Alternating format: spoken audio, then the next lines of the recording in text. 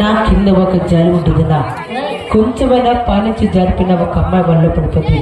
నేను కింద వల కానీ కింద జాలి కానీ కింద బెడ్ ఏ పరిచలేదన్నా. ఆ బిడ్డ కింద పడిపోకుండా అమ్మాయికి చాలా పైకి లేపాలి. అమ్మాయి ఏక మగవాళ్ళ పైన రెండు